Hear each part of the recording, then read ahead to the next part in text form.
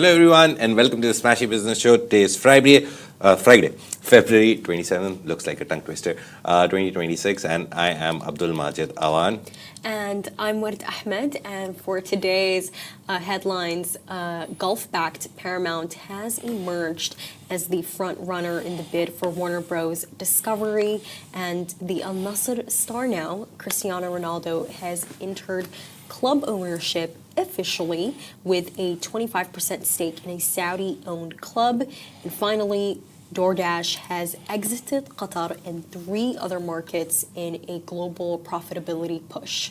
Very interesting stories, and the weather is changing in the UAE. You can see it. It Ward is not feeling well. No, this is just bad juju, I think. But moving on to the first story of the day, Gulf-backed Paramount has emerged as the front runner to acquire Warner Bros. Discovery after Netflix declined to raise its offer. Now, the decision effectively ends Netflix's pursuit and clears the path for a Paramount Skydance transaction valued at approximately $111 billion, and this is including debt, according to deal disclosures. And Warner Brothers board determined that Paramount Skydance's latest proposal of $31 per share was superior, prompting Netflix to step aside. The bid covers the entire Warner Brothers Discovery business, including its studios, streaming operations, and global media assets. Now, 3 Gulf sovereign wealth funds, Saudi Arabia's Public Investment Fund, Qatar Investment Authority, and Abu Dhabi's Al Imad are collectively contributing around $24 billion. So this is how much support David Ellison is receiving from the Gulf. Now, the capital underwrites nearly 3/5 of the equity portion of the transaction. And if completed, the deal would combine HBO Max, Warner Brothers Film and Television Studios, CNN, and major franchises including Harry Potter, Superman, and Barbie, with Paramount's portfolio of CBS, Paramount Plus, MTV, and Nickelodeon. The proposed takeover signals a significant expansion of Gulf capital into global media and entertainment. With Netflix stepping back, Paramount's Gulf-backed bid now stands as the leading pathway to reshape one of Hollywood's largest legacy studios. Look, honestly, I think with this entire story, I expect Netflix to step back, because if you think about it, and we think about the deal that Netflix put forward, Majid, Netflix wanted to have those traditional old films and all of those shows that everyone loves watching, like Game of Thrones. For them, they don't want the CNN. Like, what are they going to do with the CNN? For them, it was about acquiring that IP, having that on Netflix, to give their audience more streaming options. That's taken away what value is the deal for them. They're not gonna increase it just so they can get a 1-up and get the CNN. What are they gonna do with the CNN? You know, like I feel no, but seriously what though, are they like, going to do with what CNN? are they gonna do with the CNN? Like there's no aim there. So I understand why they stepped back. From what I know, there is a breakup fee, and Netflix is gonna receive $2.8 billion. So I think this was a win-win for them. They showed the world nothing out of the money. Honestly, they reminded the world that their valuation is so high to the extent that they have $70 billion to just offer up to buy Warner Bros. Discovery.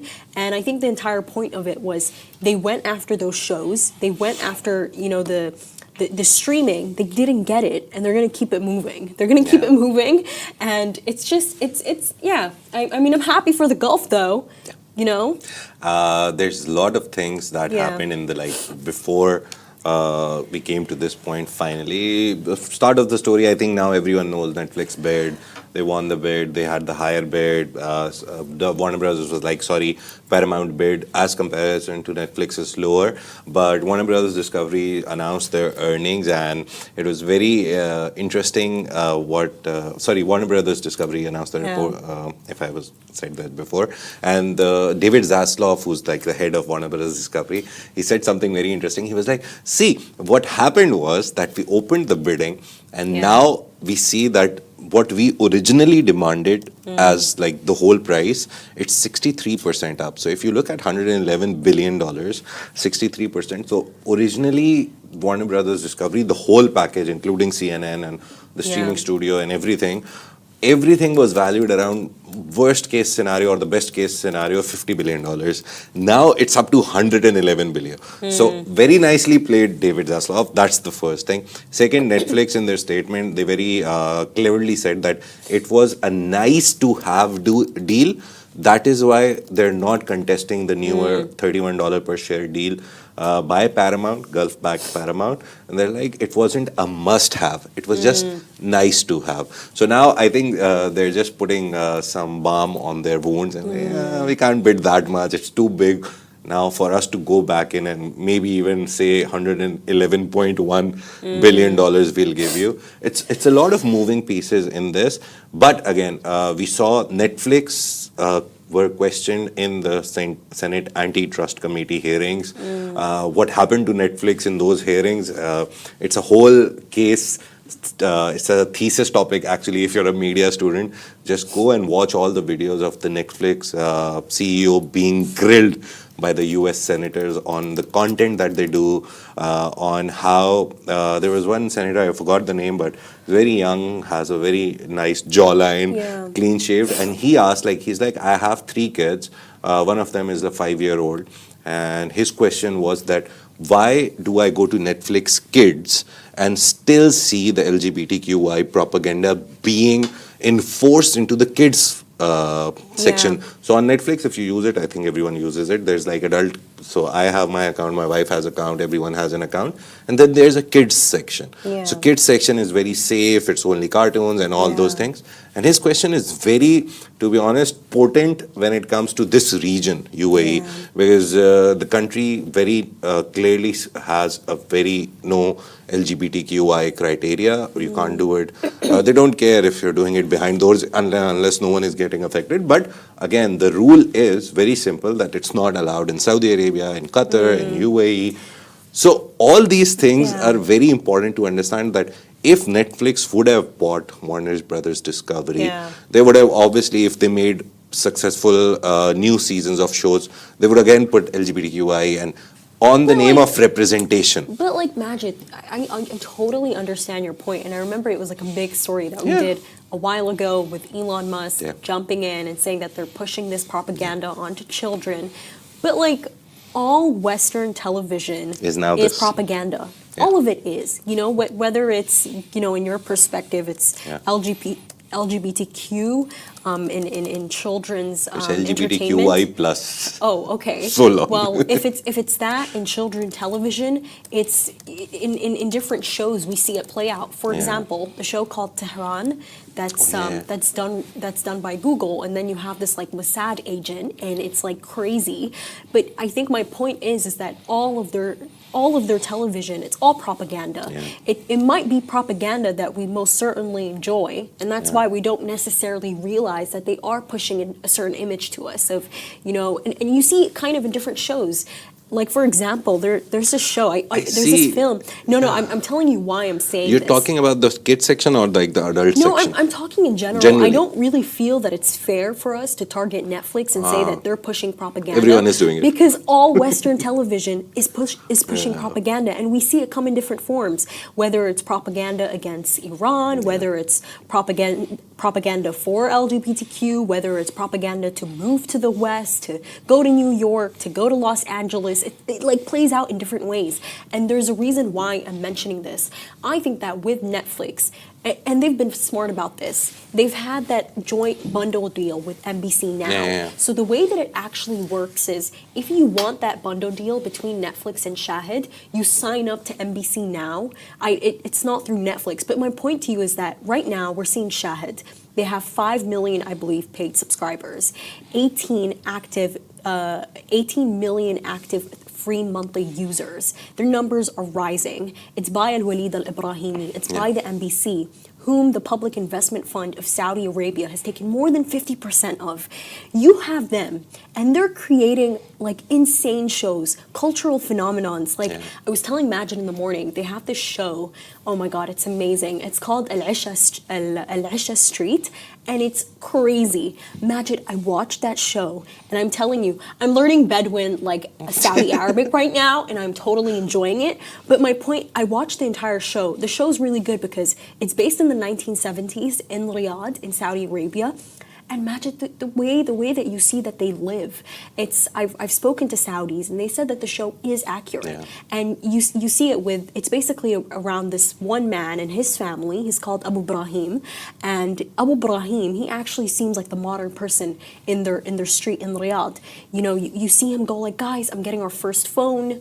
I'm getting us a color television. I'm getting us a radio. I'm getting us AC. We don't have to sleep outside anymore. And you see all of this. And you see, even in the show, by the way, they bring in the conversation of like the Muslim Brotherhood and how these things rise and how they get triggered and how you see these different like dynamics in Riyadh. And imagine I'm watching the show and I'm thinking to myself, wow, like I am a Muslim and I'm a believing Muslim and I'm very strict about it, but I'm watching the show and it's like I'm falling in love more with being Arab. Yeah. I don't know how to explain it to you. I'm watching it, I'm like, oh my God, if this show is making me this addicted to Saudi culture, and suddenly I want to know everything. Like how to speak the dialect. And then I stood there and I'm like, wait, I'm obsessing over this show right now. I'm going crazy over it. That means what impact have the American shows had on us? Yes. And we don't realize it. You know, suddenly it's all propaganda. Suddenly this concept that in the Arab world, in certain regions, it's not okay having boyfriends, having girlfriends. In the show, it's not a normal thing. It should not be done. It's like a complete stripping of honor. And then you see in American television, it's like having a boyfriend is like the dream, right? Yeah, even so at a very young age, right? Right, Like, yes, they go to proms like at 13 and 12. Like, exactly, and it's like, why are they promoting that? Why are they promoting child pregnancies? It's like, when you think about all of that, you sit there and you're like, oh my God, this is I'll tell you a crazy. very funny story. So, me and my wife, we watched the first season of Sex Education. It's a very big show on Netflix, and then succeeding seasons I like that came. show. And it's then, pretty good. But the first season I saw, and I was looking at it, and there's like so many problems that they highlighted that these are happening. And my first reaction was that if you go back in time, like 10, 15 years ago, before this show happened, all the problems were created by their media. Yeah. These were not the problems that existed before this show. Someone created it through movies, through culture. Boyfriend-girlfriend culture is not new. It's not like 100 years old in the West. Yeah. It's a very new, like last 20, 30 years culture. Promoted through movies, of love movies, high school dramas. I remember High School Musical was a hit in my time when I was a teen. So all these things were manufactured and placed into the society. Exactly. And now because of that, there are so many problems that they have to make a show about solving those problems. So they actually sexualize the Western society through all the media. And then they're like, oh, it's too sexualized. Yeah. These are the problems. This is how you solve the problem. So it's like they create a problem, then they give a solution to that problem, and they keep making money in the process. It's kind of like, and you know what, Majid, honestly, you bring this into like a broader conversation. If we take a look at the conversation with the Epstein files and everything that we're seeing that's emerging, and you have shows like, you know, sex education that are coming up, why are they normalizing it so much? For that to be such a normal discussion, for these jokes to be so normal. And this is what I mean of, honestly, like, I don't think that all these, you know, billionaires coming after Netflix saying that it's promoting certain propaganda are making much of a point. You know, I think that all of them are promoting such propaganda, and that is exactly why Netflix should try and do something with PIF. Because I think that's where the future is heading. You know, you have this Ramadan show that even like, you know, people in America and Britain are watching. I think they should maybe try and get into that. So yeah, Netflix, when it comes to their local regional programming, they need to invest more. Your idea is true that they need to come up with more shows, and seasonal Ramadan shows are like great. I saw somewhere that there's like 20 plus shows which came out only this Ramadan, and it's like a seasonal thing now. Every Ramadan there's shows to feast on, to stream on when you're not doing the ibadah. And I think you know what it also is, Majid? They're leaving room for people like OSN Plus who always does like activations. They do great PR, they send great things. they're leaving such a gap for OSM Plus to just do all of that here. No, they should come here, develop a presence like all the other global companies have, and do activations and do really big things. I remember we saw it in 1 Billion Summit. Was it Disney Plus? It was Disney Plus, I believe, that had like an activation. Netflix should have that. It should not just feel like a streaming site that we all log into. There and that's exactly. enough. It should feel like that on-ground presence. I'll give you a very interesting example, and I think a lot of people are boycotting McDonald's. I'm not saying go buy McDonald's. I'm just saying that they have a very nice strategy of launching local flavors. So I was talking to our content director Saima the other day, and she was like, the McDonald's menu in India is crazy. It's so good. It's localized to the last point. They have aloo tikki burgers, and they have so many things that Indians eat. Come to Pakistan, it's the exact same thing. So it's not that McDonald's goes to a country and they're just like, okay, we have this McChicken and Mac everything. They create new flavors, new burgers. So we have McChicken tikka in Pakistan. I think most probably India also has. So they're very nicely placed in this that Netflix can, a lot of other big companies can take a page out of their playbook, that go in a country, look at the culture, hire the people from the culture, understand the taste buds when it comes to watching, like McDonald's, understand the taste buds of the people, and then give them what they want. Don't just bring your McChicken and throw it in the face and be like, okay, this is the only thing that we offer. With KFC, it's a problem. KFC doesn't have a lot of Pakistani Indian options. It's like, we have fried chicken, you want to eat it, you eat it. Yeah, fried chicken. That's it. They added spice into it. So it's a very nice idea. But coming back to the story, just few things before we move on. So Netflix yesterday rose up. Netflix was at $85. It went up to $95 because people who've invested in Netflix, they loved the idea that Netflix is not going to throw away $80 billion on acquiring something. So that's good. It was very good for Paramount as well. They also jumped 10%. Paramount is very lightly weighted in the stock market. They're around $9 per share. Netflix, on the other hand, is very highly priced. So they went up 10%. So they went from 9 to 11%. But Warner Brothers Discovery, their shares fell last night. They came down to 28.80 in post-market trading. And very funnily, now you look at the price. So it's 28.80, nearly 29. And Warner Brothers is going to pay them 31. So Paramount is going to pay them 31. So it's very interesting that Paramount thinks that Warner Brothers is more than 28 or 29. They are worth at $31 per share.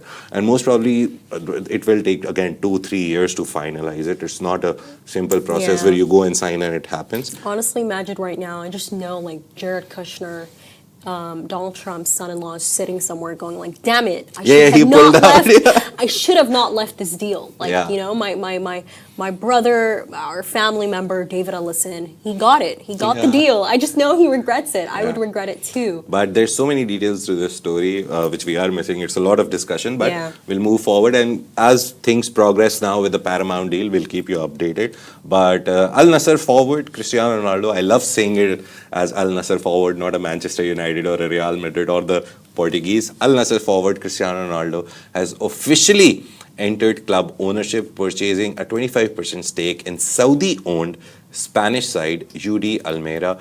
The 41-year-old joins as a consortium led by the Saudi media company, which completed a full takeover of the club earlier this year. Now, Ronaldo invested through his vehicle CR7 alongside the Saudi group that operates Al Nassr's Marsoul Park Stadium. Now, Almeria currently sit third in Spain's second division, 2 points off of the top spot as they push for a promotion back to La Liga. And for a long time, my mission has been to contribute to football beyond the pitch. That's what Ronaldo said in a statement. He described Almeria as having a solid foundation and clear potential for growth, and said he looks forward to supporting the club's next phase. Now, Ronaldo was recently declared football's first billionaire by the Bloomberg Billionaires Index. He earns more than $240 million annually at Al Nassr and has expanded aggressively into the business, holding partnerships with Nike and Whoop alongside investments in health and performance technology. Yeah, and his portfolio includes ventures in water, underwear, footwear, and fragrance, as well as a recent $7.5 million investment in Herbalife's health technology arm. The Almeria stake marks his first formal move from global football icon to active club owner. Last year, when the talks of his contract renewal at Al Nassr were happening, it was reported widely by a lot of firms, a lot of media, that he actually decided to stay at Al Nassr when he was offered, I think, 5 to 10% of ownership in Al Nassr. So that's not formal. He hasn't announced it. The club hasn't announced it. We haven't seen it. Al Nassr is not a listed club or a company which tells their financials. So we don't know who owns it. Wait, I do remember that, and that actually completely changes the narrative of the recent drama that happened of him not being a part of these 3 games because he was frustrated allegedly about a lack of transfers in Al Nassr, but in Al Ittihad, the other Saudi Pro League teams, you're seeing a lot of transfers. Now that makes a lot of sense because he is a minority owner in the club. And it shows why he felt that he had that justified anger and annoyance to behave that way. And it's also funny because you have some people some people were like, Ronaldo, we still love you, and some people were like, bro, we don't need you, keep it moving. But I think it's always going to be a love-hate relationship. But I just honestly imagine that puts so much perspective because I kind of forgot about that little bit that he actually did get a stake. Yeah, he got a lot of benefits. Honestly, the Saudis are rubbing off on him. You know, he's now purchasing clubs with them and getting ownership. He has properties. He's there. He's promoting them. I think Ronaldo, when he came to Saudi Arabia, he knew he was going to be the star for the next decade of the Saudi Premier League, Saudi Pro League, Roshan Saudi Pro League, the full name. But I think in the middle now, it's kind of like a midlife crisis for him, not in terms of football, but in terms of his life in Saudi. Obviously, he's a special guest at everything. The Esports World Cup, 2 years running. I think third year is this year. He's always there. There was a tourism event, like we have Arabian Travel Market and all these big events in here. Saudi came up with an event called To Rise. He was the opening speaker, was speaking online from his home. He's literally everywhere, plastered on everything. The thing I think right now, the confusion, the only thing that he feels is that he hasn't won a trophy because he was brought as the prodigal child who'll change everything about Al Nassr and Saudi football and Saudi Arabia also. But I think the only frustration that he has is he hasn't won any trophies. Individually, he has. Individually, he was a high scorer 2 seasons. So he won that golden boot. I think he was not happy with it because he wants those goals to turn into Al Nassr winning a trophy, not just him winning individual accolades. He is a very big team player. I've seen him play for Portugal a lot in my time because a lot of things happened when he was at his prime and playing for Portugal. I've seen him at Manchester, La Liga, everywhere. But I loved when he was playing for Portugal, and there's only one trophy that Portugal won internationally under him, the Euros. And I remember in the semi-final, he had an injury, a leg injury, and in the final, you could see him on the sidelines. He was jumping. The coach was less animated, and Ronaldo was the most animated person in the final. So he has this, push to win trophies, win with the team. No, it does make sense. A lot of people call him Pinaldo because he scores a lot of penalties, and I think out of those 900, a lot of 50 plus goals, a lot of people say nearly half of them are penalties, but he was the best penalty taker in any squad he went into. So obviously he would be placed there.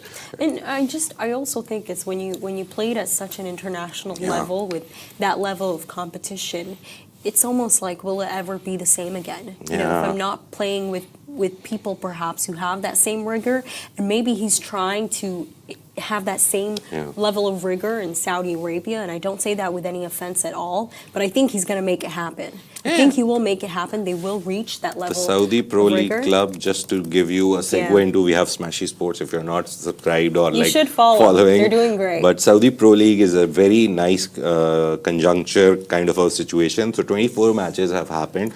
Al Ahli are top with 59 points. Al Nassr are on second with 58 points. But the good part is Al Nassr has played 1 match less. So if Al Nassr wins the next match, they will have 60 points and they'll be at the top spot. So this year kind of looks like Ronaldo's year. Al Hilal is on 55, so they're a lot of points behind. At least 2 points because 23, so 3 points behind Al Nassr. It's a very nice chance for Ronaldo to win because he's already an owner, formally an owner of a club now. So he should go on and win. I think I would love to see that him celebrating with the Saudi Pro League trophy. I would love to see that It too. would be like a full circle that he came and he finally won a trophy. It would be a full circle moment. But right now is honestly really not the year for DoorDash. So they're in fact shutting down operations in Qatar, Japan, and Singapore and Uzbekistan as part of a global strategic pullback. Now, the US delivery giant said that the decision followed a month-long review aimed at focusing on markets where it can achieve long-term scale and profitability. I think it's happening because Fix left them Yeah. for Kareem. But the move includes the closure of Deliveroo's platform in Qatar, which DoorDash acquired last year.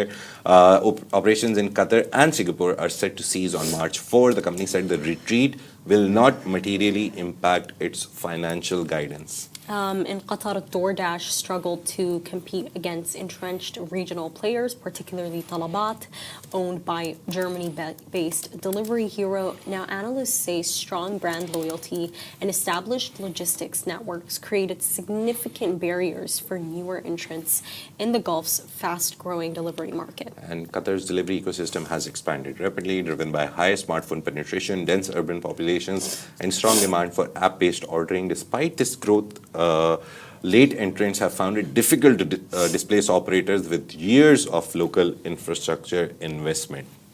DoorDash said it will now redirect capital and management focus toward markets where it sees clearer paths to leadership.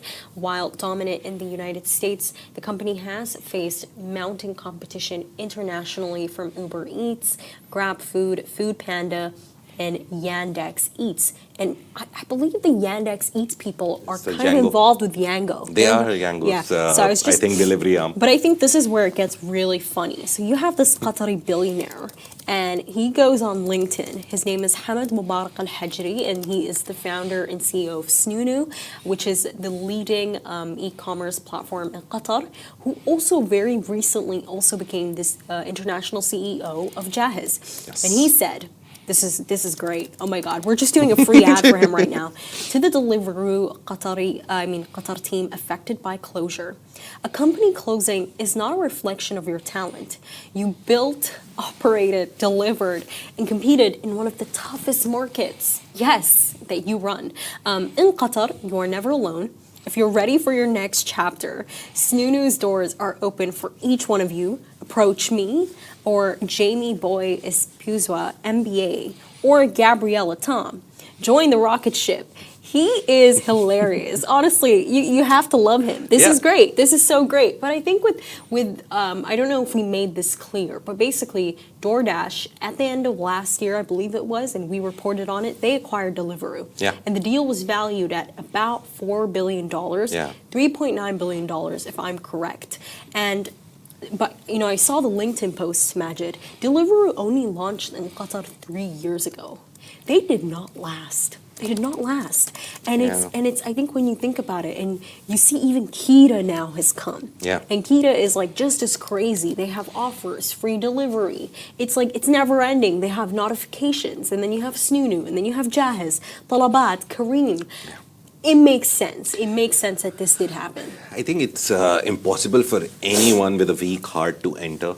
There's a very interesting conversation. I have a friend in Amazon. He tells me a lot of stories. He told me about the firings also. I'll tell someday when we do a story. But basically, he said that there's a problem with how delivery services are working in this region. So what happens is, he explained me the mechanics. I'll try to explain it as easily as possible. It's like, for example, Kareem comes into the market. Kareem is like, we have $5 billion to burn in 5 years to make a place for ourselves, to get a market share.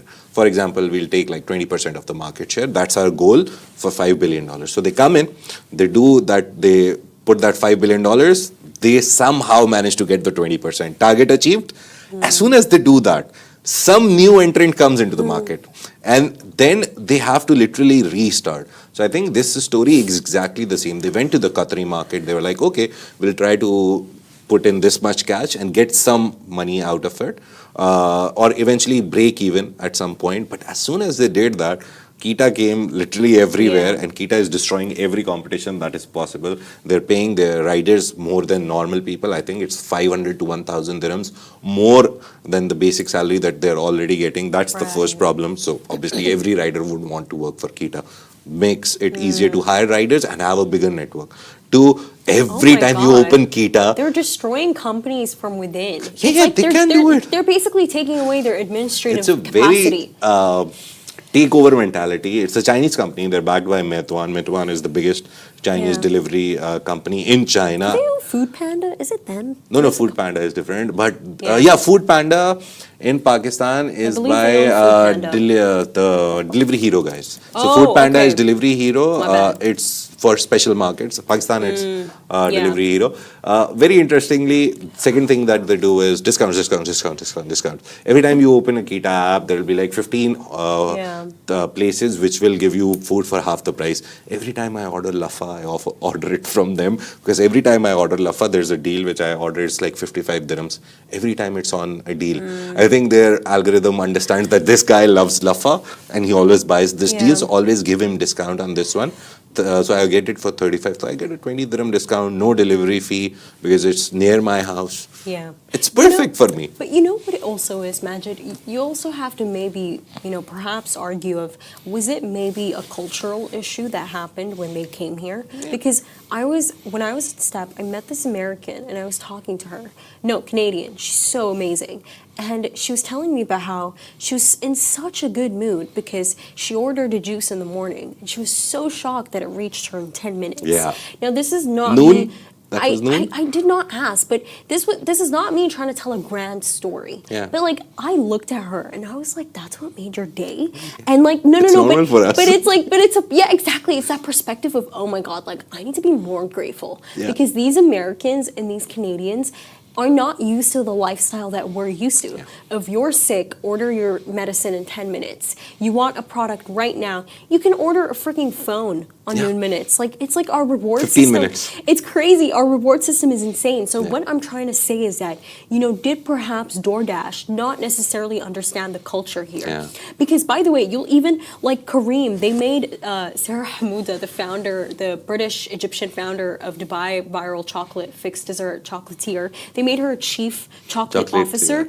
And by the way, if you go onto these apps, Majid, you'll notice that I think it's in Kareem, they have certain shops that I just know locals shop at. The Emiratis buy from these local hotspots. So did they perhaps not catch up to those certain areas that people want on the app? I think cultural customs are so underestimated when you're coming to a region, Also, which I think you previously mentioned today earlier We in the show. were recently at Web Summit, and we have our commercial director Aram there, and a very interesting conversation I had with him and a few of his friends. We went for lunch, and the conversation was about comparing life in Dubai versus Doha. So all apart, like Doha has free parking, Dubai has paid parking nearly everywhere now. Yesterday, what's the name? Parkin, the company, they've in their quarterly report, they said that they've requested RTA to increase the parking fee. So that's also happening. Just a story. We'll update you on our social media. We'll do that story 100%. But all of this is happening. And in Doha, I was like, but why don't you start something, take an idea from Dubai and just implement it in Qatar, Doha? There's so many ideas that can be implemented. And they were like, the problem is not that people don't have money here.